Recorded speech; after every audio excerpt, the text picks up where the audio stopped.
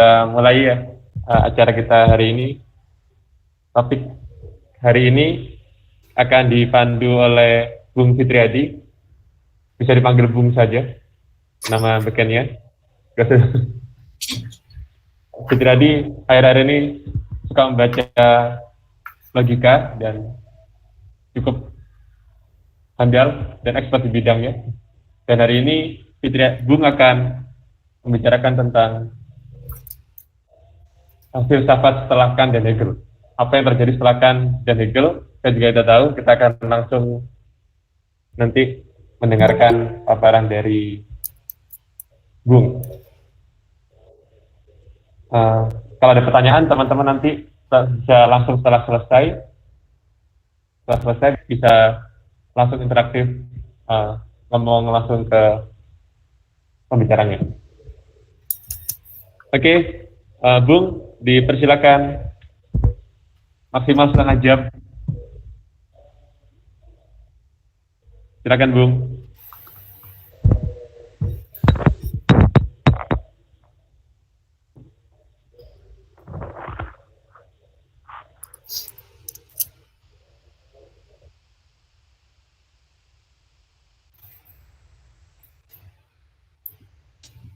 Udah masuk belum? Udah masuk, Bung, kelihatan. Udah. Dibesarin aja. Besar. Siap. Sudah terlihat. Silakan, Bung.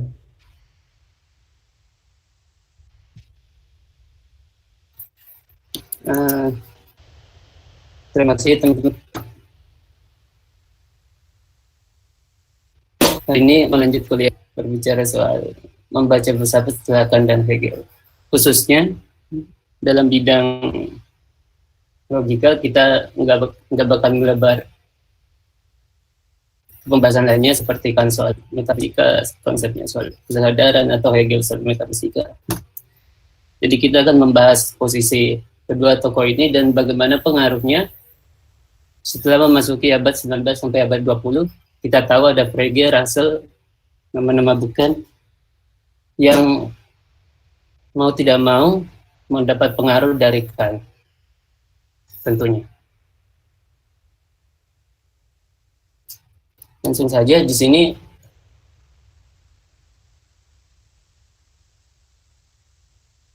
di Kant sendiri, kata Bonnet itu, di sana terdapat pembeda, ada 4 kategori, ada 4 tipe pembeda bagi Kant, bahwa di logika sendiri itu ada dua ekstensi, ada general dan partikular. Terus dari kualitasnya sendiri ada pure dan apelogic. Dari 2 kategori ini dan dibagi 2 kategori lagi, nanti akan perkenalkan soal klasifikasi general dan pure logic. Kan di awal-awal bukunya Kritik Purism dia bahkan memperkenalkan lebih jauh soal general and pure logic. Itu semata, kata Bonnet lagi, untuk memasukkan konsep yang dia sebut sebagai transcendental logic. Awalnya memang ingin meninggalkan tradisi besar bagi Kant itu dogma dari sampai Aristotelian. Jadi Kant bilang selama hampir 2000 tahun hampir tidak ada perubahan substansial di dalam logika Aristotelian. Itu pun dikutip lagi oleh Frege, dan itu pun juga Hegel. 2000 tahun tidak ada perubahan substansial bagi logika Aristotelian. Makanya setelah Kant kita wajib membacakan tentunya. Kant bakal membedakan bahwa di dalam logika harus diperkenalkan konsep kuantifikasi. Jadi segala bentuk pernyataan, segala bangunan logikanya Kant itu didasari dengan metode kuantifikasi. Argumen Kant jelas bahwa bagaimana sesuatu yang abstrak suatu yang a priori bisa dimasukkan konsep-konsep soal ekstensif magnitude bagikan. Ekstensif magnitude bagikan itu dia mengkritik matematika karena baginya matematika itu sintetik a priori. Dia nggak pure seperti logika bagikan, makanya dia mau mengambil skema X, menjelaskan bagaimana logika harus diturunkan menjadi proposisi-proposisi. Tentunya kan belum mengenal konsep proposisi saat itu. Jadi di pertama, kuantifikasi dalam artian itu ada tiga. Prakritikal kan itu mengenal dua bentuk, universal dan partikular, tapi setelah periode kritis dia bakalan memperkenalkan tiga bentuk ekstensi, partikular, universal, dan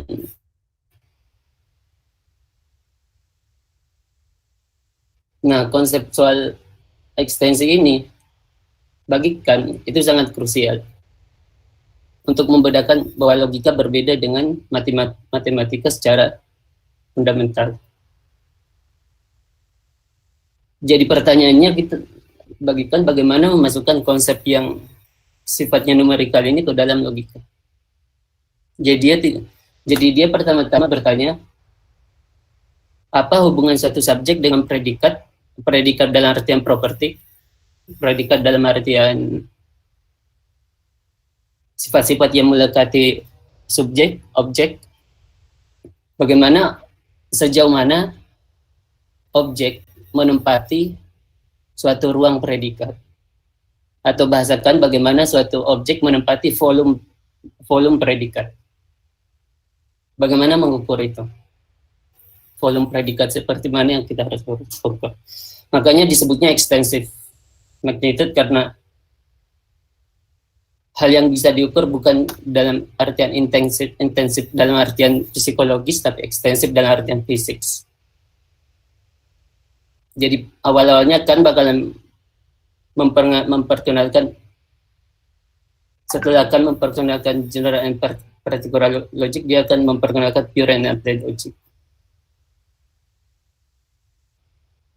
Kan memasukkan kuantifikasi ke logika untuk memisahkan antara general dan pure logic. Ciri untuk memisahkan itu bahwa hal yang universal, bahwa seperti judgment pernyataan bahwa semua manusia akan mati, itu masuk dalam kategori general. Sementara partikular logic bahwa hanya menyangkut sebagian saja. Bahwa sebagian manusia itu beragama Muslim, sebagian manusia itu kaya. Bagikan itu masuk dalam kategori partikular logic. Dan itu nggak mengenal konsep secara matematis secara rigid mengatakan berapa subjek atau berapa entitas yang dikandung dalam predikat tertentu. Sejauh mana? Sekarang kita baru tahu soal logika himpunan, tapi di kan belum dikenal. Jadi untuk menjernalisir soal kuantifikasi ini, dia kan bahkan pertama-tama membagi sifat-sifat logika. Bagikan logika itu ada dua, pure and applied logic. Bagikan yang kan pegang tuh pure, dan yang dia tolak applied logic. Applied logic yang dia maksud itu logika yang berhubungan dengan objek-objek material tertentu. Seperti logika psikologi, dalam artian kenapa dia menolak, karena logika yang dibangun dengan cara seperti itu bahkan tidak akan menyentuh ranah-ranah yang sifatnya universal. Sedangkan bagikan logika itu adalah hal yang paling fundamental, sifatnya a priori dan analitis. Makanya dia bagikan general and pure logic itu tidak berhubungan sama sekali soal bagaimana suatu judgment itu memiliki nilai kebenaran. Jadi general and pure logic itu bagikan tidak menyentuh ranah suatu objek sehingga objek itu bisa dikatakan benar. Bagaimana objek itu masuk di dalam konsep, bagaimana objek itu masuk dalam justifikasi konsep, General pure logic tidak berurusan dengan hal-hal yang seperti itu.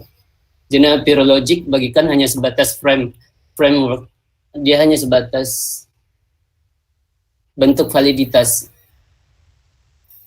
Jadi ketika kan berbicara soal validitas, dia berbicara soal kategori relasi.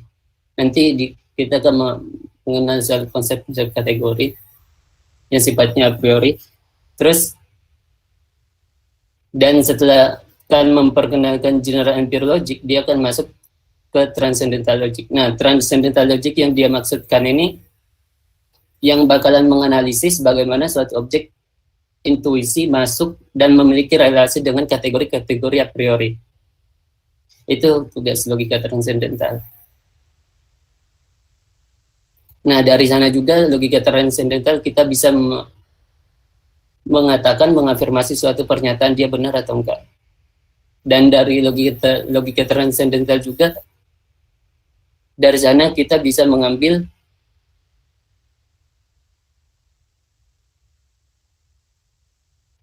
logika transcendental bisa mencari memediasi relasi antara pure and logic dalam artian frame dengan dunia representasi. Dunia representasi dalam artian kan itu objek-objek yang dan mereka merepresentasi relasinya masuk ke dalam intuisi kita. Jadi sifat relasi itu akan bagi bahwa relasi itu tersendiri ada dua yang utama, analitik dan sintetik. Analitik seperti yang kita tahu sekarang bahwa kita tidak butuh penjelasan di luar untuk mengatakan dia benar atau enggak.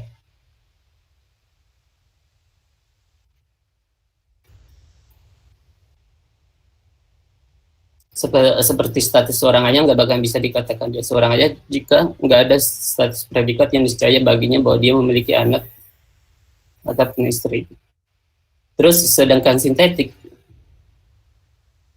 dia mengambil dua bentuk partikular objek, dua bentuk kalau bagikan bukan objek, bagikan itu objek yang masuk di dalam konsep, dua bentuk konsep partikular yang dan menjadi menghasilkan kebaharuan kemungkinan. Makanya bagikan sintetik itu adalah bentuk aksi pengetahuan.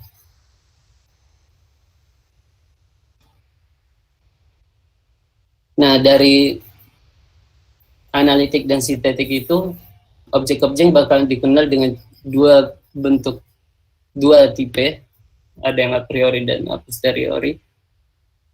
Dan untuk mengenali suatu objek mereka a priori atau a posteriori itu hanya bisa dilakukan dalam suatu skema.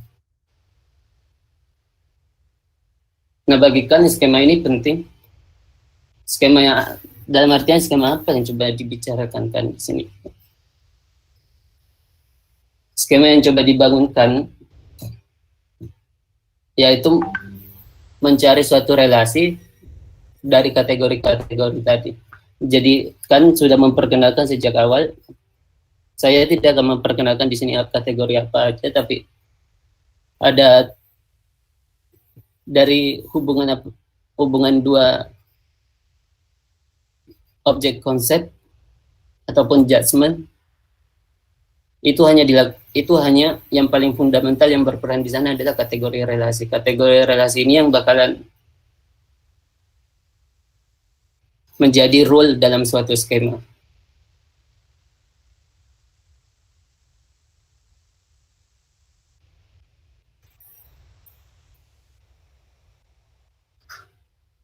Jadi di dalam skema bukan objek yang secara in-self yang kita tangkap, tapi di dalam skema objek yang kita tangkap itu adalah representasi. Kalau sekarang mungkin kita menyebutnya denotasi.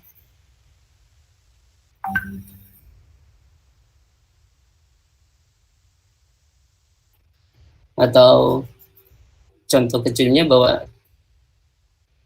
ketika saya mengatakan bahwa ini contohnya Quine, ketika Quine mengatakan bahwa angka 9 sama dengan jumlah planet, dan ketika itu disubstitusi angka 9 tadi diganti dengan angka 9 lebih besar dari angka 7, dan kita mengambil kesimpulan bahwa angka 9, jumlah planet lebih besar dari angka 7, bagi Quine itu angka 9, jumlah planet tadi itu sebagai representasi enggak statusnya di situ, status bagi Quine statusnya salah karena pertama dia enggak pure merujuk kepada hal yang proposisi sebelumnya diutarakan.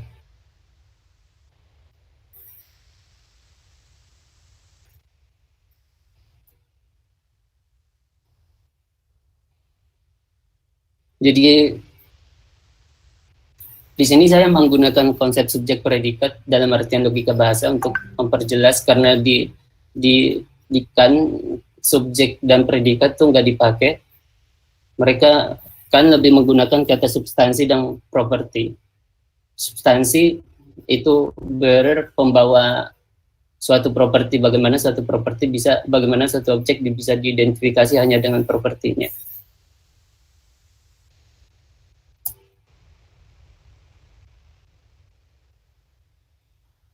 Dari hal yang tadi kita bisa melihat bahwa Kant sangat kuat di dalam konsep deduksi. Deduksi yang kita tahu sekarang. Jadi dalam Kant mengenal ada beberapa aksioma Kant. Bagi Kant pengalaman itu sama dengan kesadaran atas berbagai bentuk representasi. Ini aksiomanya Kant. Terus kedua, bentuk representasi dalam kesadaran adalah objek-objek yang menjadi konten konsep. Konten dalam artian konsep.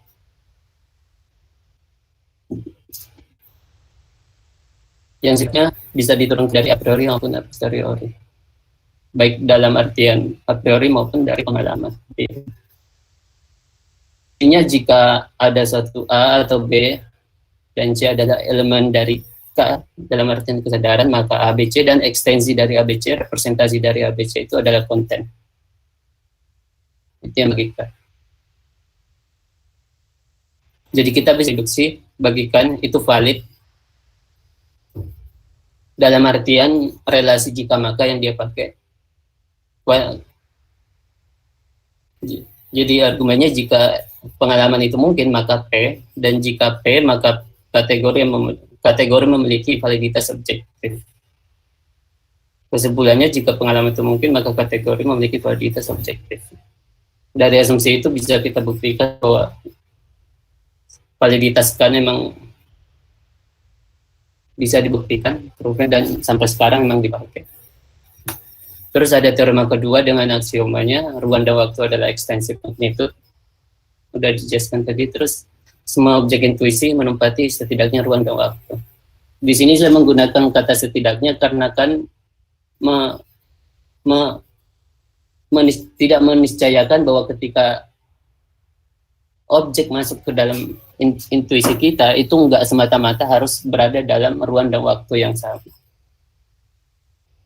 Contoh kecilnya dia hanya berada di ruang dan enggak berada di waktu, itu objek matematis.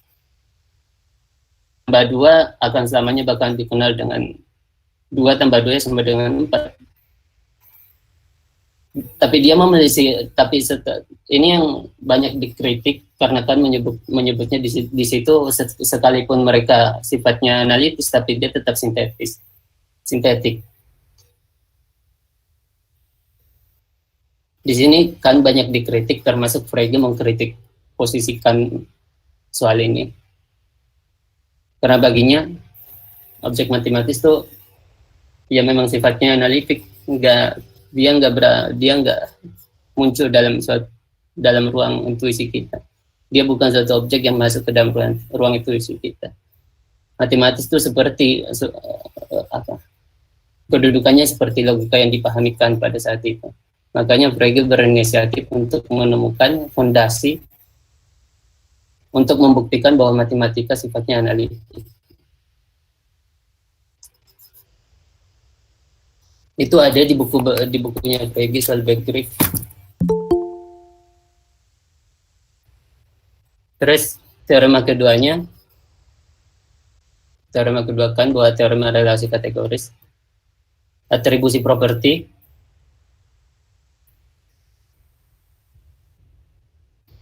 Ke objek. Yang saya salah nulis bukan atribusi properti tapi distribusi properti terhadap objek. Contohnya jika kucing memiliki properti P, definisinya bahwa kita nggak bisa mengatakan bahwa kucing tadi harus memiliki semua properti itu baru bisa dikatakan kucing gitu.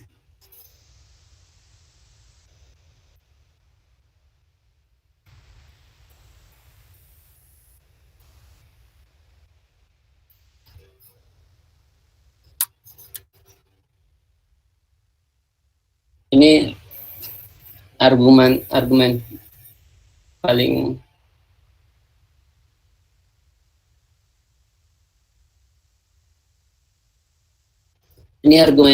puncak apa istilahnya? Setelah kan soal teorem logik, terus kan membagi antara a posteriori dengan a priori, terus kan membagi dan pure. So, kan memperkenalkan semua itu untuk menjustifikasi bahwa tadi itu benar-benar mediasi antara kategori dan objek-objek representasi. Itu yang menjadi basis mengapa logika bisa dibangun di dasar, mengapa bagikan logika harus dibangun pada proposisi a priori.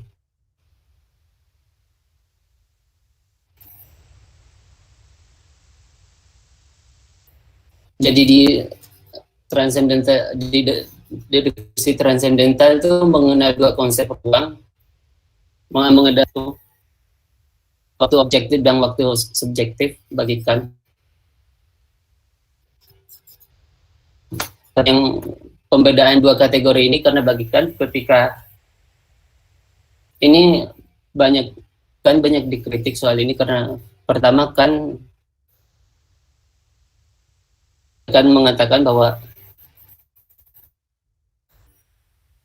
objek yang masuk ke dalam intuisi kita dalam bentuk representasi dan diterima dengan cara dipersepsi itu mungkin berbeda dengan objek yang kondisinya, representasinya tidak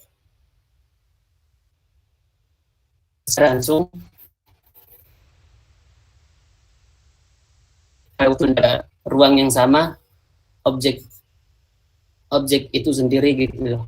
Dalam artian bahwa kan bisa kan pada posisi itu mau membedakan bahwa kan pada posisi itu kan mau mengatakan bahwa ada objek yang independen dari representasi. Jadi kan mengatakan bahwa representasi itu hanya properti spasial yang bisa kita ambil dan di sana itu kita tidak pernah mengambilnya secara utuh. Makanya pemeriksaan intuisi logika itu hanya representasi. Dan lebih payah lagi, logika lebih payah lagi karena logika pada tahap yang paling general and pure tidak berhubungan sama sekali soal kebenaran identitas suatu objek. Itu yang bagikan, makanya doktrin ini sangat terkenal. Doktrin ini bahkan disamakan seperti revolusi dalam Kopernikan.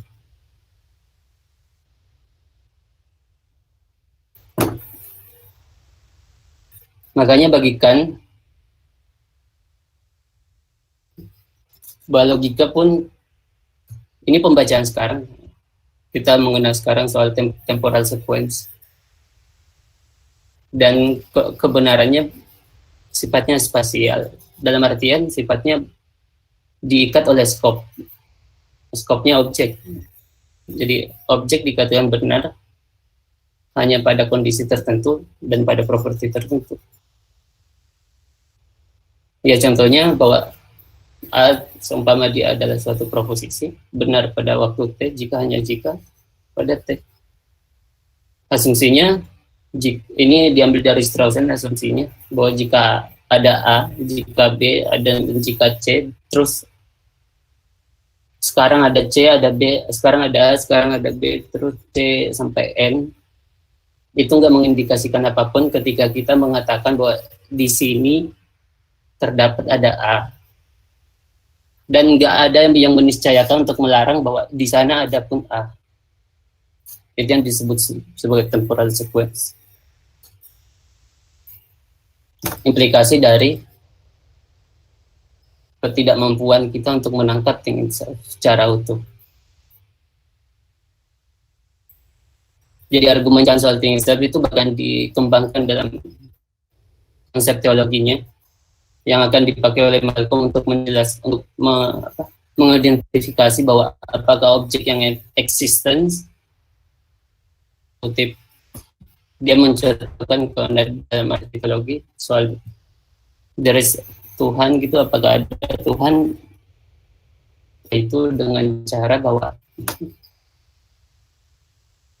keberadaan satu Tuhan itu propertinya perfect. Karena dia perfect, dia tidak bisa dieliminasi secara temporal, oleh karenanya dan oleh karena kita akan saling paradoks ketika saya mengatakan bahwa terdapat suatu Tuhan dia, terus kita mengatakan bahwa tidak ada yang X itu adalah Tuhan. Dalam artian seumpama A adalah Tuhan dan saya mengatakan bahwa tidak ada A yang A itu adalah Tuhan. Itu bagikan udah keluar dari norma logis. Makanya bagikan status objek eksisten nggak pernah menjadi perhatian. Karena permasalahannya Jonathan Bennett melihat persoalan ini itu sama dengan persoalan Frege, dengan persoalan Kant.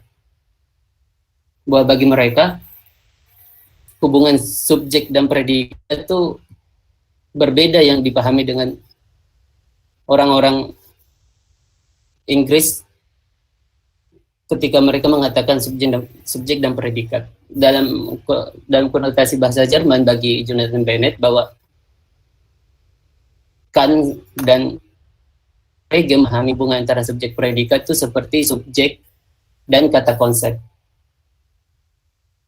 Nah, jadi tadi ada A itu Tuhan yang eksistensi di sana itu dipahami sebagai kata konsep. Jadi kata konsep yang dimaksud dalam itu niscaya mengikat subjeknya. Makanya ketika kita membantah kata konsepnya itu menggugurkan segala konten. Makanya nggak mungkin objek eksisten itu dimasukkan ke dalam proposisi logis pada saat itu. Dan itu persoalan bagi Kant dan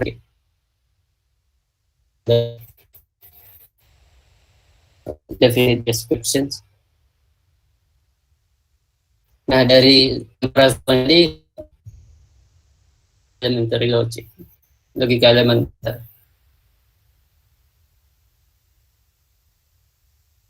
Diambil dari teorema yang sebelumnya bahwa pengalaman itu mungkin hanya jika kesatuan konsistensi mungkin. Kesatuan konsistensi tadi itu bahwa representasi itu hanya mungkin ada jika kesatuan konsistensi hanya jika unity consciousness itu mungkin. Dan sudah dibuktikan oleh Kant, unity consciousness, maka representasi itu mungkin. Karena representasi mungkin, objektivitas deduction itu mungkin.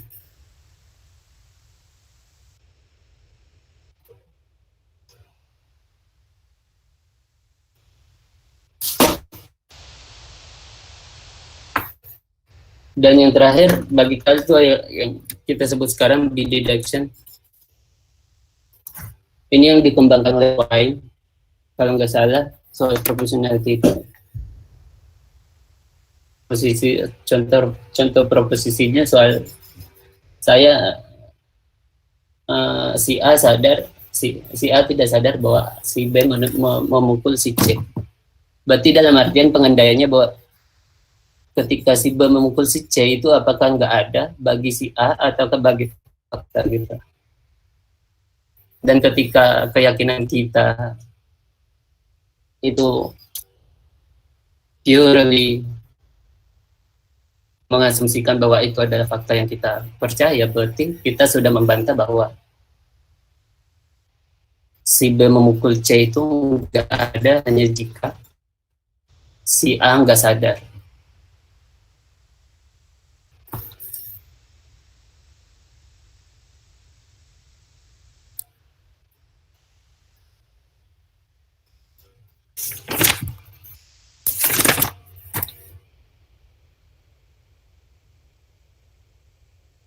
Berapa menit lagi ya, moderator? Sikat, Bung. Silakan diselesaikan. Berapa menit lagi?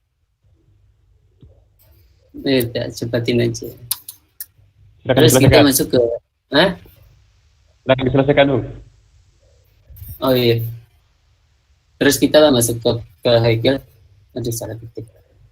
Terus di Hegel sendiri, sebenarnya posisi Hegel tuh secara filosofis mengkritik Kant. Memang kita tidak ambil soalnya terlalu banyak yang harus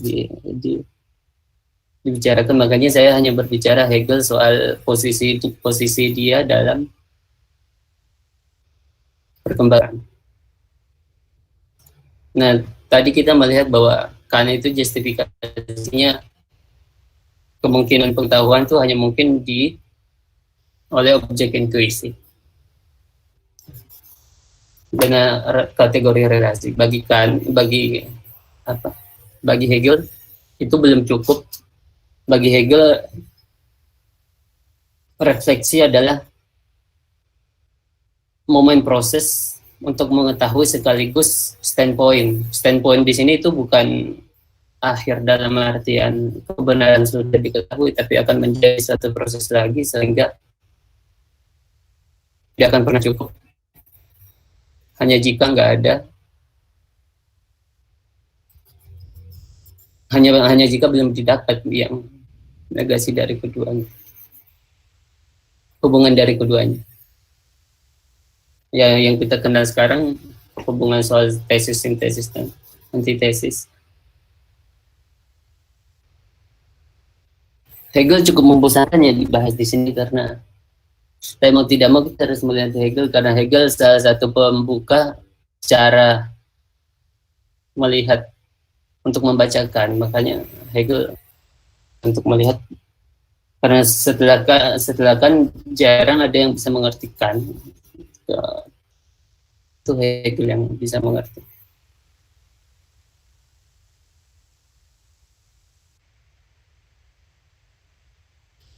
Jadi gampang-gampangnya si Hegel cuma bilang bahwa momen proses itu mengandai jika tiba pada satu standpoint, dan itu kita akan mendapatkan satu kebenaran yang bisa sifatnya kontingen. Jadi saya belum nemu soal justifikasi bahwa dialektik itu sifatnya necessary dalam artian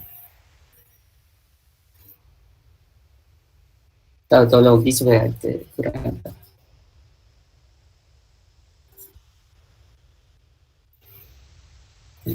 Terus yang metode yang dia pakai itu metode yang diturunkan dari kritiknya terhadap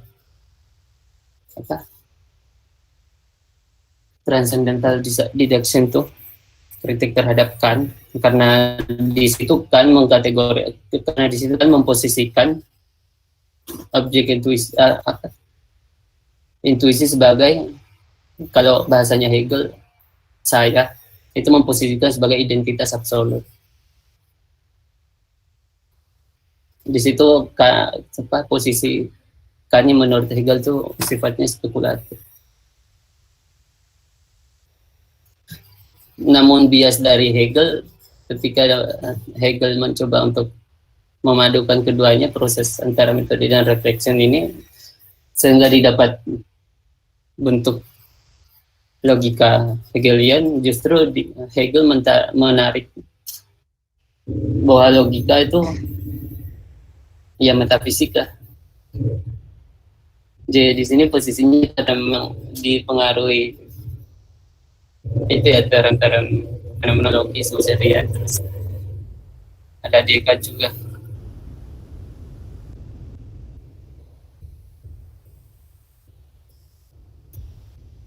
Jadi berlanjut bahwa setelah Hegel, setelah Kant menafsirkan persoalan. Kant itu mengapa sangat berpengaruh bagi Frege. Frege bilang bahwa satunya filsuf yang diakui sebagai jenius itu hanya Kant. Dan hampir setiap tulisannya bergerak pun di Singgung Budi Utung, terus di Grundlagen tuh Frege selalu menjustifikasikan, Frege selalu mengutipkan. Dan pernah satu ketika disertasinya Frege menceritakan di pendahuluannya di tulisan Mas Black bahwa Frege kebingungan untuk bagaimana menjelaskan pada saat itu persoalannya. Saya kurang tahu persoalan aritmatika. Bagaimana menjelaskan aritmatika di luar di luar posisi matematika, di luar posisi matematis. Status pada saat itu Frege bertanya status angka-angka, status bilangan tuh seperti apa, status objek abstrak, terus relasi yang mencoba dibangun kayak gimana. Nah, setelah Frege mencari-cari, Frege terus membacakan soalnya ketika itu. Setelah dia membacakan, dia baru bisa menulis di disertasinya soal Berger itu.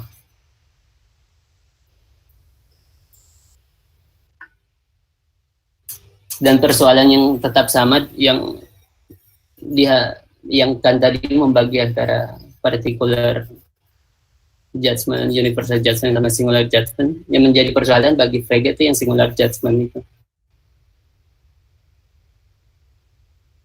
Karena di Kant tuh nggak bisa menyelesaikan soal apa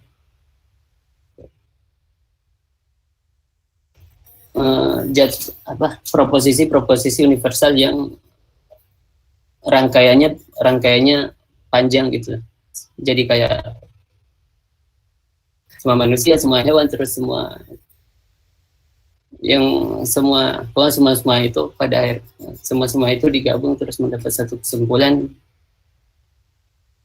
yang bagikan nggak diperjelas oleh Frege. Terus yang singular judgment itu, yang soal singular judgmentnya Kant itu yang soal extensibility itu diambil juga sama Frege dan nggak bisa diselesaikan. Terus setelah Frege merasa melihat persoalan yang sama, kalau dalam logika persoalannya itu partikular afirmatif. Persoalan filosofinya yang tadi soal singular judgment yang dari Kant, yang Russell mendefinisikannya dengan description kalau nggak salah, yang pada akhirnya menuai persoalan karena yang dimaksud description di sana Russell on denoting itu notasinya hanya salah satu bentuk. Notasi unik yang dimaksud di sana itu hanya salah satu bentuk kuantifikasi yang berbeda dari ketika orang mengatakan semua dan beberapa. Yang kritik oleh David Kaplan dalam revisinya, dia menyebutnya, bukan Kaplan sih mendahului, itu Y yang mendahului. Terus Kaplan tetap menyebutnya, Kaplan yang di dalam papernya what is this description theory of Russell itu, dia menyebut persoalan itu sebagai indefinite description. konsisten. Dan itu yang selalu menghantui persoalan-persoalan termasuk Leonistik ketika dia membahas soal objek-objek esensial modal. Karena Quine menuntut bahwa kuantifikasi dalam persoalan partikular afirmatif itu hampir susah, hampir kontradiksi bagi Quine, karena pertama objek yang diandaikan di sana memiliki properti esensial. Dalam artinya setiap objek memiliki properti unik yang membedakannya dari objek yang lain. Dan ketika masuk tadi ke persoalan temporalogik, dan ketika satu objek berpindah dari satu ruang dan waktu, disebutnya possible world, ruang dan waktu 1 ke waktu 2, apakah objek yang kita kenali di ruang waktu pertama itu tetap sama dengan. Nah, itu yang bagi Quine bermasalah.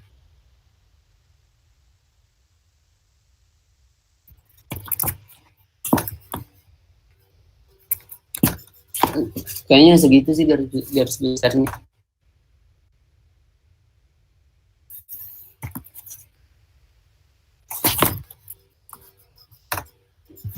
Sudah, Bung? Udah kayaknya. Ya, oke. Terima kasih, Bung, penjelasannya. Ditambahin aja. Oke. Alright. Oke. Oke, teman-teman. Tadi itu pemaparan dari Bung. Silakan teman-teman yang bertanya, ada yang ingin disanggah atau ingin diklarifikasi dari penjelasan Bung, bisa langsung lewat chat atau langsung ngomong aja. Satu-satu ya. Silakan.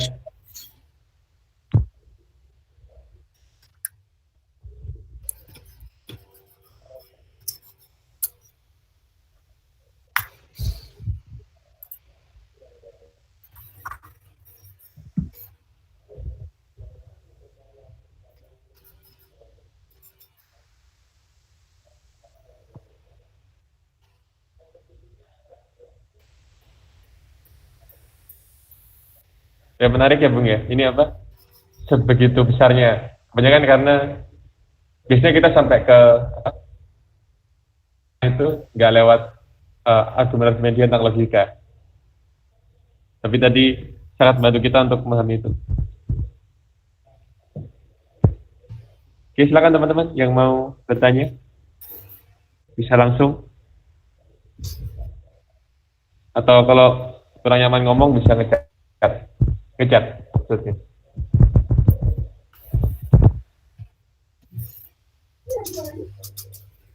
Halo. Halo, silakan Susi. Saya mau nanya nih ke Mas Fitriadi. Perihal menurut Mas Fitriadi dalam kerangka pikirnya Immanuel Kant itu dimungkinkan nggak ada distingsi dari analitik posteriori?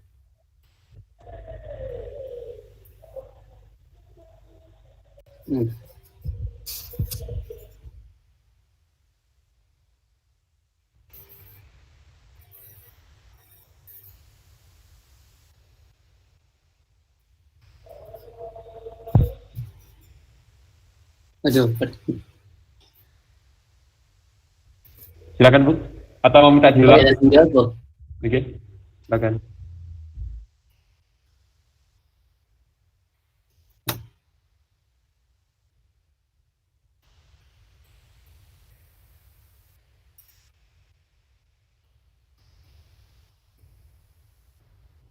Ini dijawab. Yap, bisa langsung dijawab.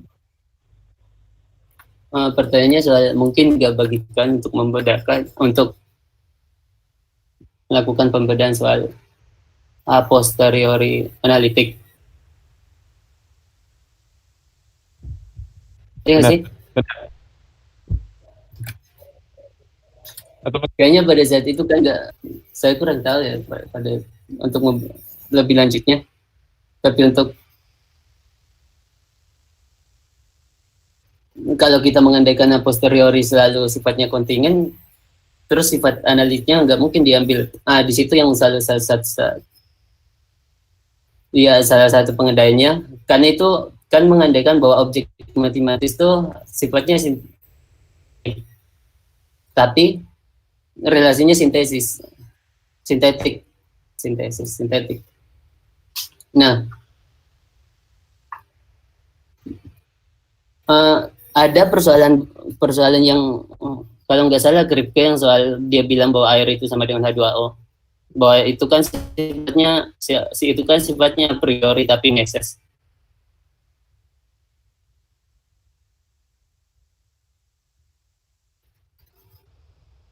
Enggak, kalau H2O itu posteriori, tapi neses, bukannya? Iya kan? Soalnya kan kita baru tahu H2O itu, dari itu H2O setelah kita ngelakuin penelitian, jadi posteriori kan? Bukan a priori deh, posteriori. Iya, a posteriori, tapi neses. Kalau kategori analitik itu neses, berarti jarak antara a posteriori dalam pengertian kan dan kita pahami sekarang dengan teman-teman fakta bahwa hal yang a priori pun nggak sepenuhnya analitik, hal yang a posteriori pun nggak sepenuhnya sintesis. Tapi dalam kerangka pikir Kantian itu apakah dimungkinkan menurut Mas Fitriadi? Saya belum membacakan intinya. Saya jadi segala bentuk pernyataan apa? Saya nggak menguasai soal kan tentunya. Kalau kita nalar lagi, ini bukan justifikasi, hanya sharing aja. Fakta yang kayak gimana yang memungkinkan hal a posteriori itu bisa sifatnya analitik gitu dalam bayanganmu? Tadi seperti air, jadi yang setelah kita tahu propertinya, terus itu udah tidak mungkin berubah. Iya. Contoh yang air H2O, setelah kita tahu air itu pasti H2O, jadi semua air itu pasti H2O. Iya. Niscaya H2O.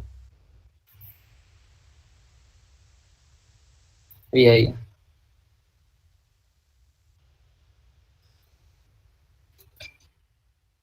Kan kategori analitik a priori kan di sana berangkat dari, sebabnya kalau kita bandingkan dengan teman a priori, kan berangkat dari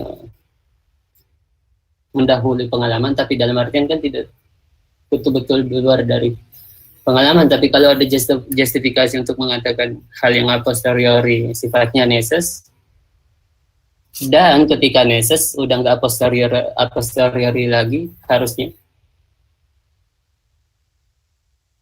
kita tetap bisa mengaku dia sifatnya analitik gitu loh. Karena pada saat penemuan fakta bahwa air itu H2O, unsur terkecil, unsur pendukung komposisi utamanya, terus setelah temuan fakta itu tadinya air yang kita pahami, pengertian terhadap air yang kita pahami a posteriori, itu kan seharusnya pada satu level, karena sifatnya neses, kita bisa mengklaim bahwa temuan saintifik seperti itu ada pernyataan a priori gitu setelah statusnya a posteriori. Pun ketika memahami gitu loh, maksudnya kita bisa secara nalar atau tanpa pemahaman saintifik yang mendalam untuk mengetahui bahwa apa benar secara logis, bukan implikasi material, bahwa argumentasikan gitu secara analitik. Sejauh itu sih. Oke.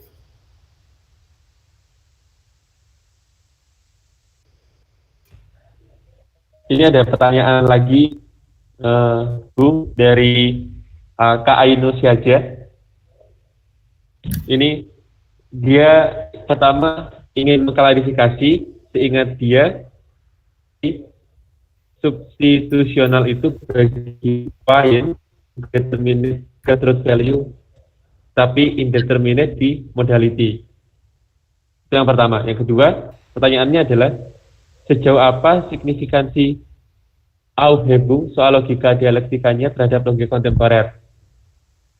Kedua, Sebab sejauh apa signifikansi Aufhebung soal logika dialektika terhadap logika kontemporer? Kedua, apa soal properti esensial untuk mempertahankan natural kind? Ketiga, apa properti esensial punya epistemic role? Itu pertanyaan dari Kak Ainus Yaja. Kalau lebih lengkapnya ada di chat, ada di kolom chat.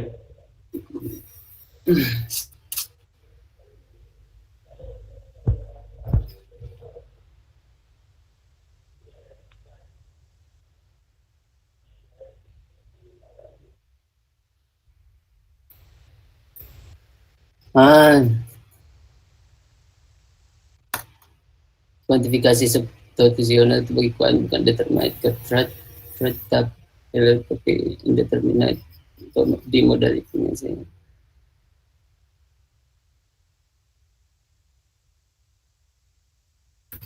Pertanyaannya jika Aufhebung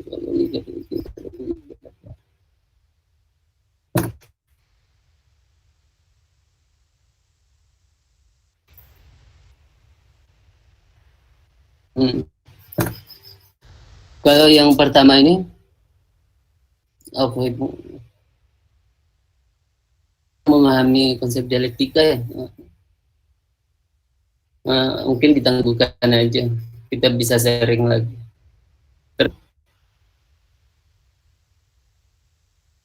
Dan soal properti esensial untuk mempertahankan natural kind. Kalau bagikan sendiri, properti esensial itu sifatnya temporal itu loh. Karena kita nggak pernah menjustifikasi secara langsung objek itu objek itu direpresentasikan dalam ekspresi apa gitu. Sumpah apa yang mengekspresikan apa gitu, kayak apa kalau di sainsnya Frege antara Morningstar dan Evening Star itu kan ekspresinya beda tapi sainsnya pun beda tapi referensinya tetap sama gitu. Dalam hal seperti itu pun kita tetap bisa keliru ketika itu dipahami di luar dari orang-orang native Jerman untuk melihat persoalan itu gitu. Karena ketika pernyataan itu diomongkan ke orang di luar native Jerman dan dia nggak tahu soal bahwa Evening Star sama dengan Morning Star, itu kan sama aja mereka bilang, oh apakah Evening Star? Kan mereka pasti mengklaim bahwa itu hal yang sesuatu yang berbeda gitu. Properti esensial sejauh saya membaca dalam artian kan properti esensial di sana tadi bukan, kalau dipersoalankan bukan atribusi gitu, bukan subjek, tapi hal yang substansial itu yang benda-benda pembawa properti itu kan nggak bisa pada saat itu dia berhalangan untuk mengukur sejauh mana suatu objek menempati volume properti gitu.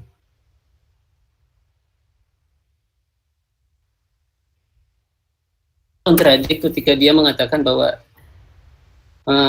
wilayah suatu konsep judgment universal itu kan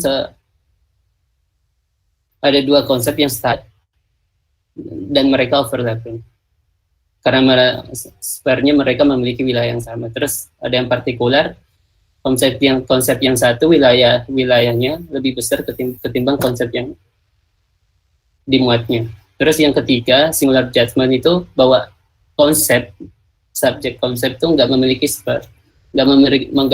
wilayah di singular judgment. Makanya nggak ada subjek seharusnya kalau kan meneruskan doktrinnya itu kan dihentikan dengan dia nggak menjelaskan itu dalam pada saat itu, dia menjelaskan dalam kerangka kesadaran konsistensi. Terus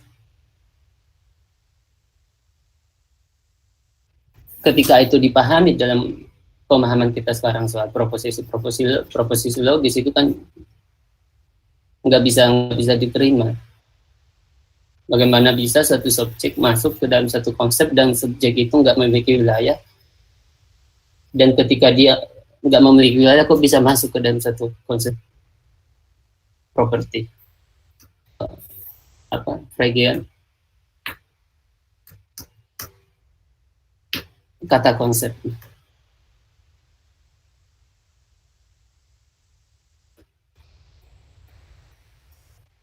Kalau dalam konteks apa gitu, Misalnya punya epistemic rule. Kalau mungkin dalam modal logik dia punya epistemic rule. Soalnya Leoninsky tetap mempertahankan itu dengan membagi dua bentuk doktrin esensial yang kuat dan mereka pertahankan itu karena merujuk kepada persoalan teori G-value-nya Frege bahwa ketika suatu properti merujuk suatu benda dan benda yang dirujuk itu nggak ada dalam fakta-fakta, status representasi itu nggak otomatis terbatalkan gitu loh. Dia merujuk kepada sense. Merujuk kepada sense itu terjadi gap value. Tapi kenapa gap value yang dimaksud? Karena sense di sana ketika diturunkan menjadi proposisi itu nggak memiliki nilai kebenaran apapun. Bukan dari kita nggak bisa menentukan dia benar atau salah.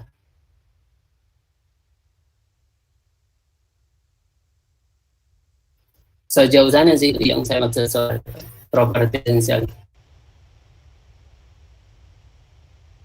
Sama soal sejauh mana logika dialektika enggak terlalu paham. Mungkin nggak hampir satu apa. Terbatas saja.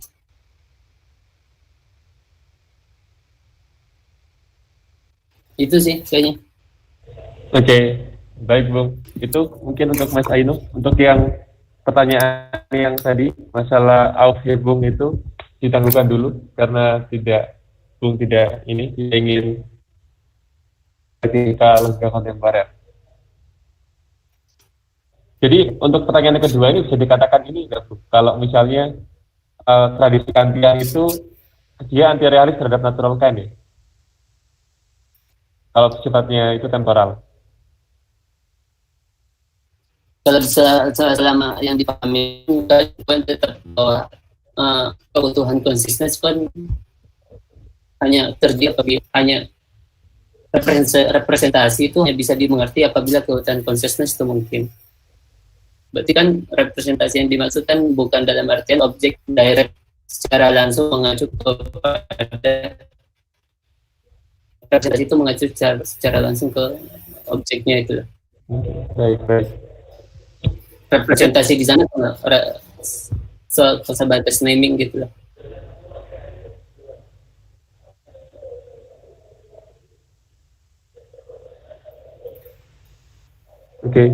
Oke teman-teman, ada yang mau bertanya lagi silakan. Atau mungkin antara Mas Susiawan sama Mas Ainu kalau misalnya mau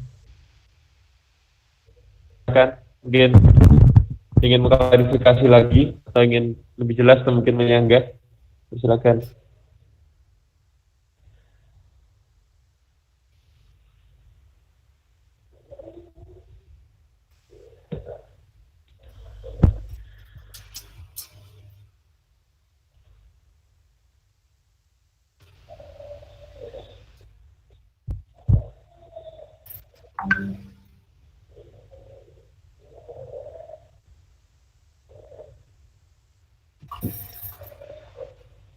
Sambil menunggu Bung, menunggu teman-teman yang lain untuk mau tanya, saya juga mau tanya ini tentang tema besar Bung Fitriadi di sini.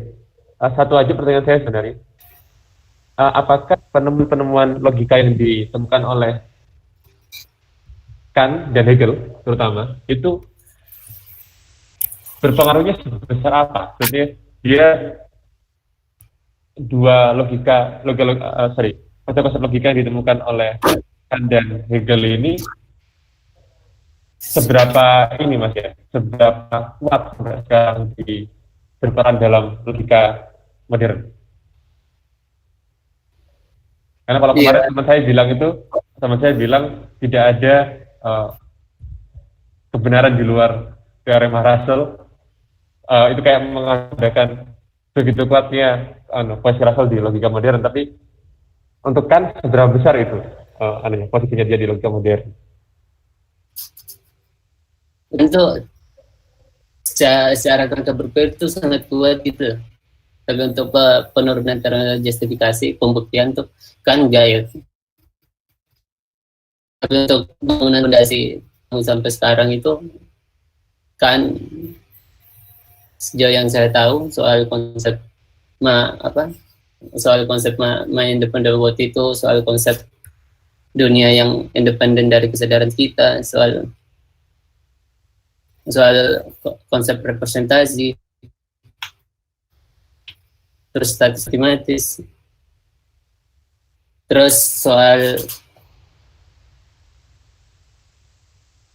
untuk menjustifikasi konsep deduksi yang sangat ini mungkin di itu aja kali ya, di pertanyaannya kayak lebih rigid lagi mungkin dalam kan bisa dipahami dengan detail.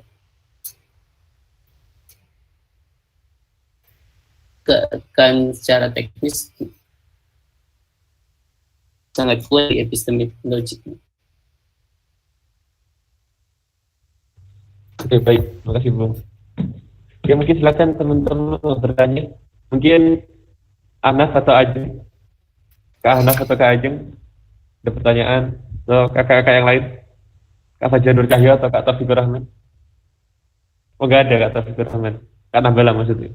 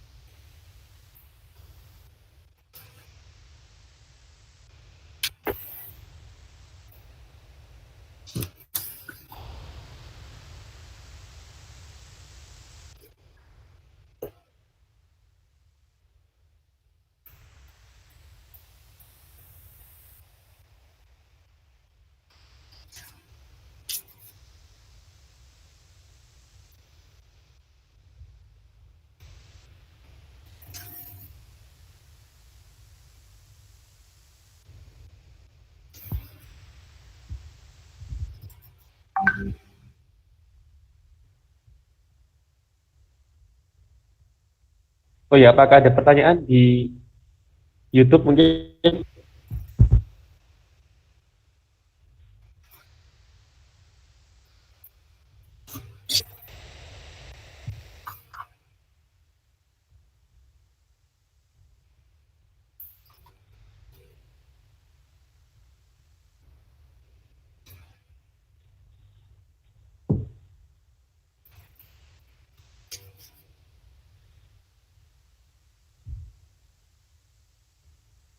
Mau nanya lagi dong. Oke, silakan asosiasi. Dalam Nanya ke dalam pemahaman Mas Fitriadi di sini di kerangka bentar saya dulu ya. Di kerangka pikir Kantian ataupun Hegelian yang Mas ketahui, itu bagaimana memandang esensialisme dalam hal ini tuh, maksud saya essential property, bagaimana dia memandang essential property dalam entitas atau kalimat yang dinyatakan misalnya.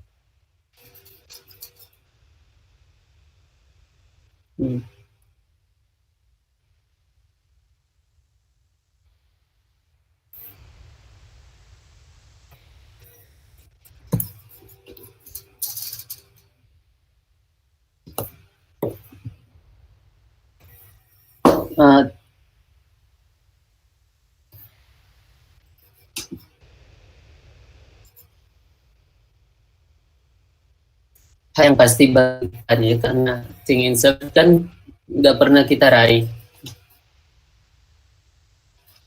Pernyataan itu pernyataan itu bukan tanpa pembuktian ya, tapi pernyataan itu dalam konteks soal objek yang eksisten, soal apakah objek ketika representasi, ekspresi, properti atau apapun itu kita objek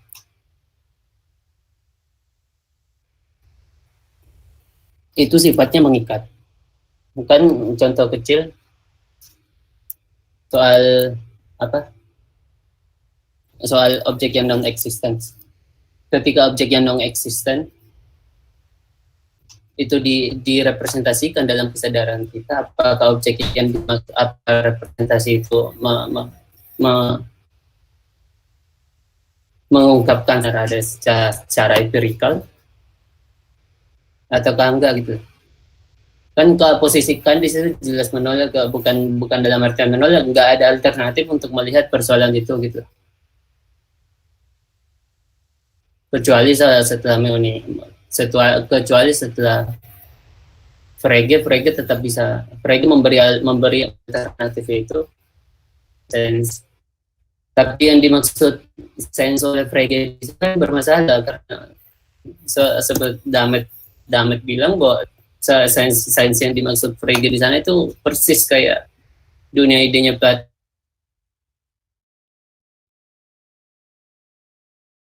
Mengerti dalam arti makna itu bisa diturunkan. Posisi Frege itu ada pembedaan antara teori makna dengan teori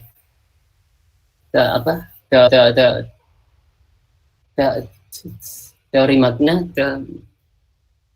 Semantik itu berperan sebagai teori makna.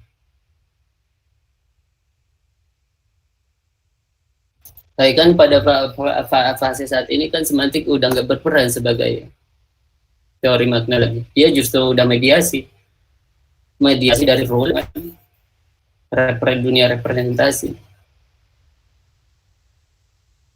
Jadi semantik tidak hanya nggak cuma menjangkau soal pertanyaan-pertanyaan pragmatis atau pertanyaan-pertanyaan eksistensial gitu.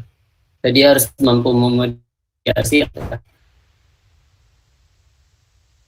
konteks sama atau bagian gitu.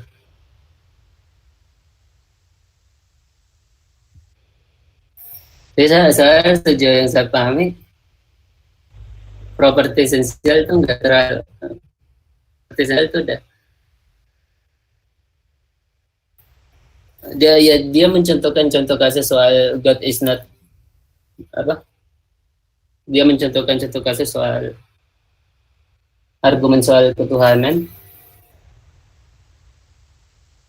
Ketika kita mengandaikan Tuhan tidak ada, berarti kita harus mengandaikan dulu bahwa Tuhan itu ada kan dalam proposisi logik. Enggak bolehkan itu keluar dari ide penalaran itu. Berarti masa kita mengandaikan objek eksisten ada hanya untuk mengafirmasi bahwa dia nggak ada gitu kan, keluar dari kaidah penalaran.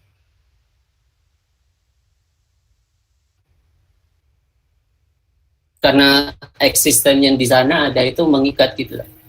Kalau kita mengatakan itu properti esensial yang perfect untuk Tuhan gitu.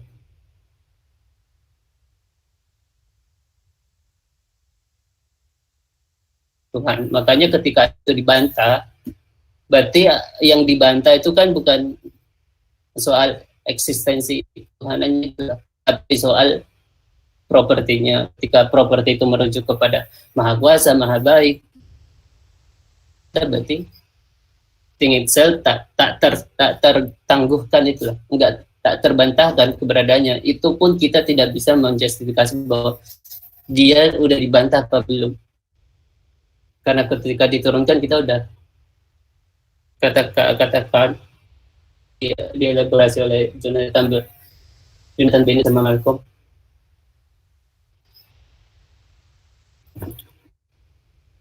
Makanya dia nggak mengizinkan properti-properti, kalau kita pahami properti esensial itu yang unik dan niscaya bagi dia, itu nggak diizinkan karena sifatnya bagi kalian itu perfect. Karena pada masa itu kan hanya mengenal hubungan antara objek dan predikat. Predikat yang dimaksud itu bukan predikat yang kita pahami saat ini gitu. Predikat yang bukan utuh gitu loh. Kan memahami predikat yang dia maksud itu udah utuh. Makanya ketika itu dibantah habis semua. Bahkan ketika itu dibantah konten menjadi konsep itu, konten konsep itu justru nggak menjadi apa-apa gitu.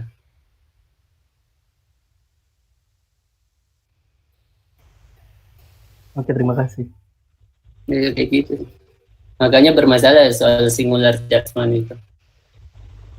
Oke, terima kasih pertanyaannya, Kak Sasi. Ini ada 2 pertanyaan lagi, Bung, dari Kak Nabila. Itu pertanyaannya, hukum logika itu juga dikondisikan oleh kategori a priori-nya enggak? Tuh. Kemudian dari Kak Rangga Mahasiswa mau tanya, bagaimana relasi antara penjelasan kan atas logika dengan distingsi nomina dan fenomena? Karena Kak Rangga ngelihat kok semuanya selalu ke sana. Yang kita membahaskan itu selalu ngomongin pemisahan for us dan in itself, fenomena dan fenomena. Mungkin bisa dijawab. Kalau mungkin mau lihat ada di chat, Bu. Ya, kayaknya kalau soal Rangga itu udah jelas ya, kalau soal fenomena dan fenomena dalam diskursus logika. Fenomena yang dimaksud soal thing itself itu, fenomena yang maksud itu yang hal yang cuma bisa kita tangkap. Dari tadi kita memang ngomongin itu sih soal secara tidak langsung merujuk ke sana gitu. Karena kita hanya membatasi diri pada persoalan logikanya kan. Kalau soal Taufik kategori ya pasti gitu. Tapi untuk mencair karena yang dimaksud kondisi di sana kan yang dimaksud kondisi di sana kan kok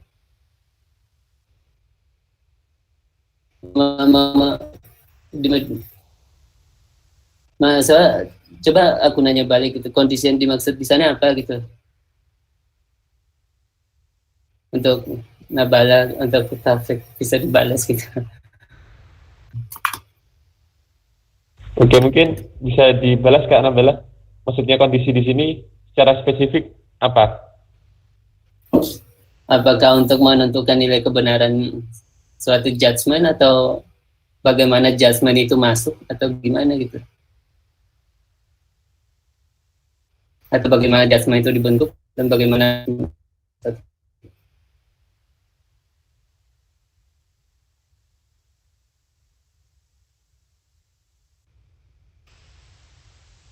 Oh, maksudnya syarat kemungkinan.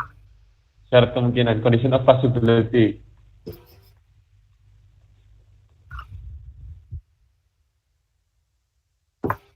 secara kemungkinan gimana?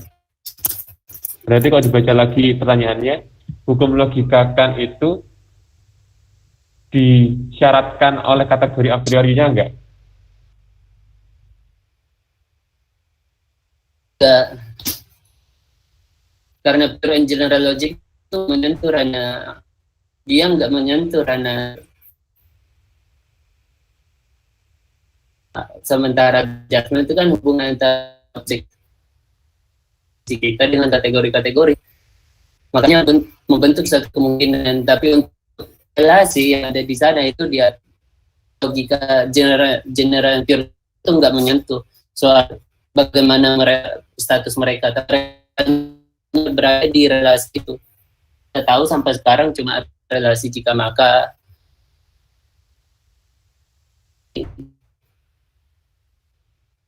Terus dan atau itu yang disebutkan di sana general pure logic, dia nggak menyentuh hubungan-hubungan, dia hanya mediasi, makanya nggak dikondisikan sejauh yang tentang tersebut.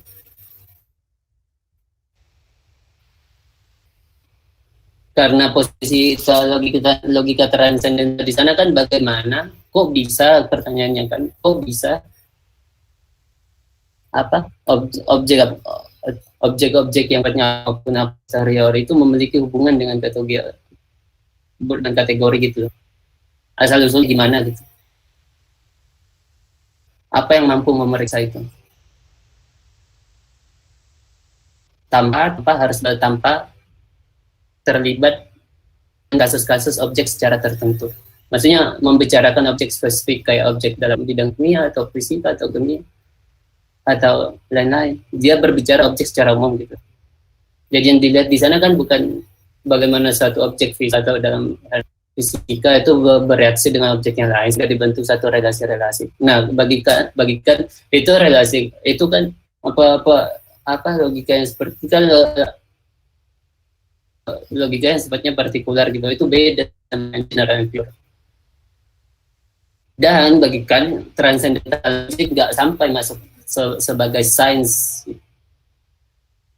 dipahami orang matematika, fisika, karena dia nggak mengecek objek tertentu, dia memeriksa objek secara keseluruhan. Nah, itu yang bedanya general and pure logic yang kita tahu sampai saat ini itu formal. Dan itu ada dua bentuk implikasi material sama implikasi formal itu.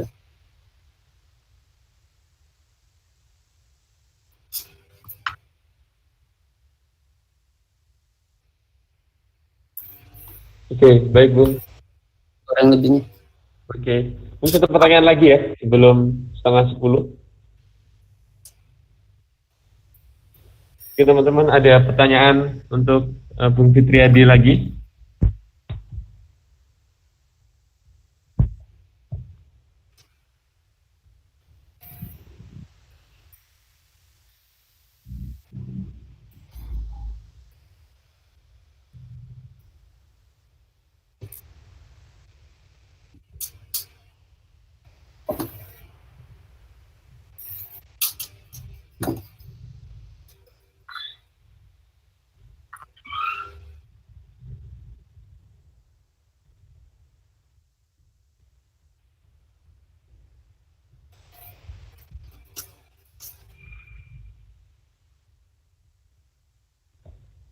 Oke, masih ada waktu, silakan kalau yang mau bertanya. Pertanyaan terakhir.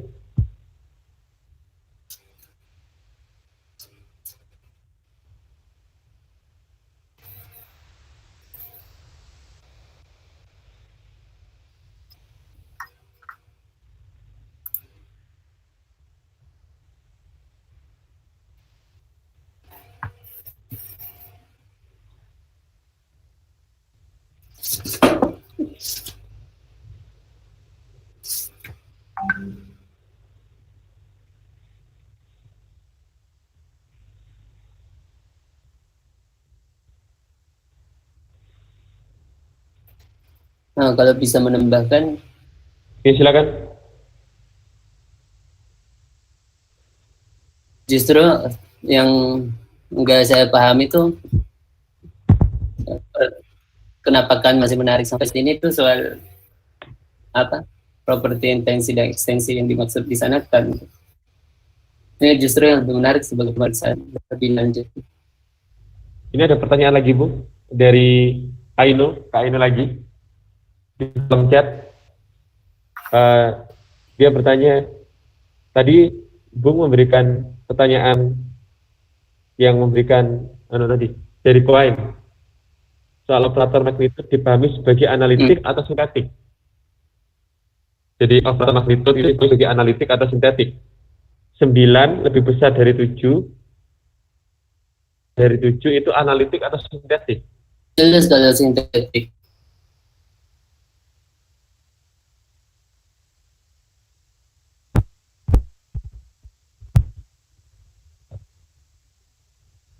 Itu ya gimana nih?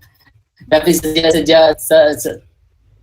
yang pasti untuk pemeriksaan kan kita bisa kalau dalam operator operator matematika tadi objek matematika yang kita pahami kan sifatnya pasti a priori namun relasinya sintetis. Relasi.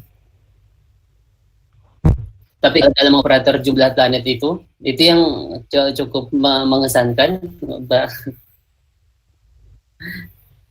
karena kita kebingungan ketika jumlah plan 7 itu merujuk kemana, sedangkan dia objek abstrak gitu yang nggak bisa kita tangkap secara indrawi. Terus kita membandingkan sesuatu yang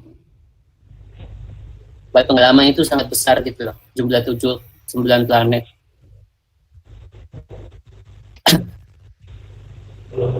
Jadi kalau operator pas dia bilang jumlah planet 7 itu, saya ragu mau menjawab analitik atau sintetik karena dua objek yang dibandingkan di sana itu tidak jelas.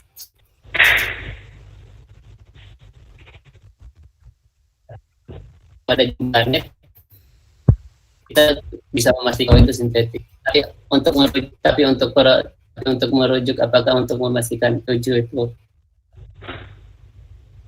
lebih besar, lebih kecil daripada jumlah net, itu kita pasti analitik. Jadi tergantung apa yang kita mau justifikasi gitu. Itu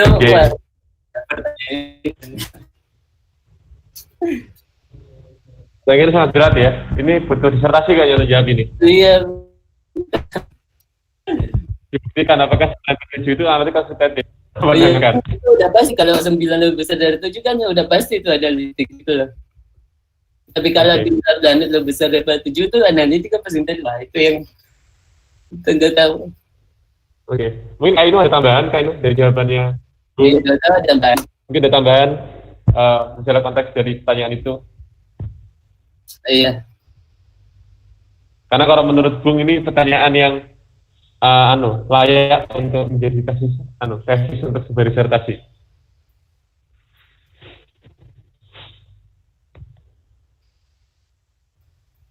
Iya, kalau harus dikasih penilaian harus rigid. Disiplin nggak bisa dependen terhadap orang. Dia harus dipahami sebagai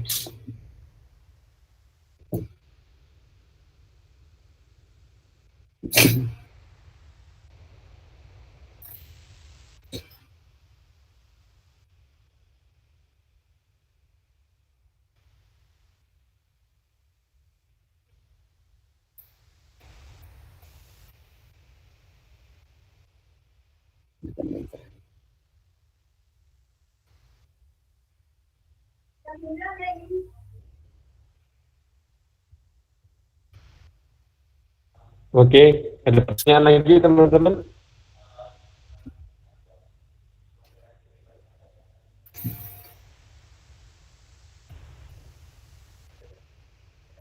Ada pertanyaan lagi? udah kayaknya.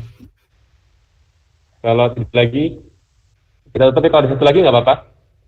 Karena kan mulainya juga 10 menit lebih ya. Jadi kalau misalnya sudah, silakan.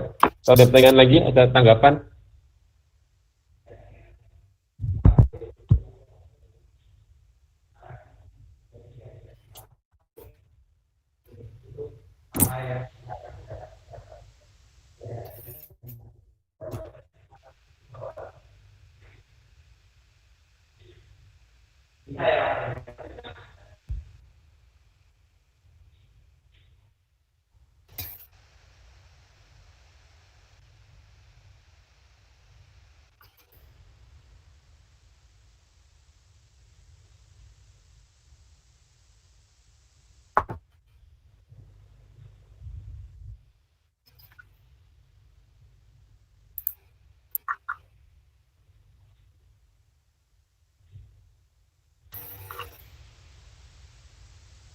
Oke, kalau nggak ada, seharusnya kita akhiri hari ini.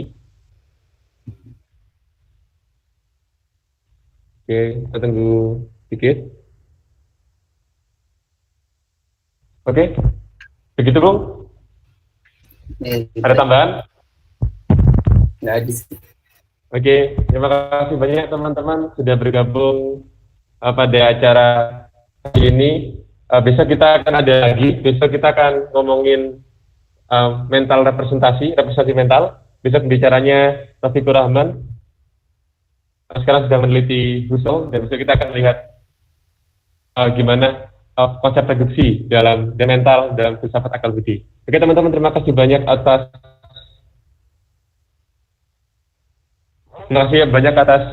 atas partisipasinya. Silakan masuk lagi besok jam 8 malam. Terima kasih semuanya sudah datang.